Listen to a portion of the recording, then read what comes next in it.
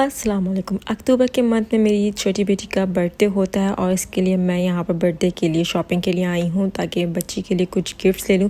Actual में birthday मेरी बेटी का सैटरडे को है और फ्राइडे को हम स्कूल में सेलिब्रेट कर रहे हैं। सेलिब्रेट तो खैर नहीं कर रहे हैं बट वहाँ हम बच्चों को कुछ गिफ्ट्स देते हैं। जी हाँ, यहाँ पर यही रूल है कि बच्चे जो जिसकी बर्थडे होती है वो अपने फ्रेंड्स को गिफ्ट देते हैं बजाय गिफ्ट के लेने के।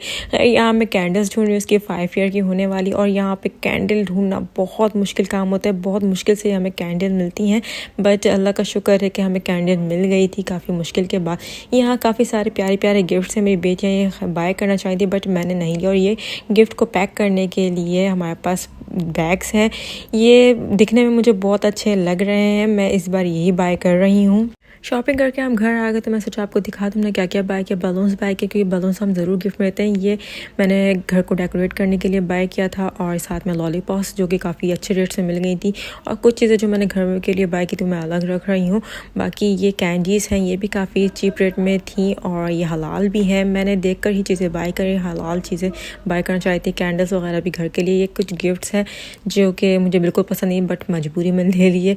बाकी मैंने बिस्कॉफ जो है वो बाय किया था क्योंकि मैं बिस्कॉफ की कुकीज़ देना चाह रही हूँ। कुकीज़ मैंने बिस्कॉफ इसलिए बाय क्योंकि स्मॉल पैकिंग में मुझे कोई और कुकीज़ नहीं मिल रहे थे तो मजबूरन बिस्कॉफ ही बाय करने पड़ गए।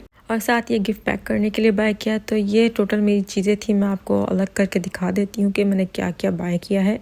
तो ये थी टोटल चीज़ें जो मैंने गिफ्ट्स के लिए बाय की, और साथ में गिफ्ट बैग जिनके साथ लकीली डोरी मिल गई थी क्योंकि लास्ट टाइम मुझे डोरी के बगैर मिले थे ये गिफ्ट बैग्स। खैर मैंने इनको पैक करना शुरू कर दिया था और इस तरीके से मैं पैक करी थी। बॉटम पर मैंने टेप भी लगाया ताकि ये ड्यूरेबल रहे, मतलब थोड़ा देर तक चले।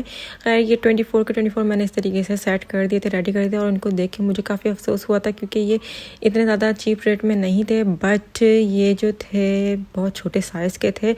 और इस तरीके से मैंने इसमें पैकिंग शुरू कर दी। जितने भी मैं गिफ्ट्स और खाने पीने की चीज़ें लेकर आई थी वो सब एक एक करके से मैं ऐड करना शुरू कर दी क्योंकि ये बहुत छोटे साइज़ में थे, तो इसलिए सारी चीज़ों को एडजस्ट करना मेरे लिए बहुत मुश्किल काम हो गया था।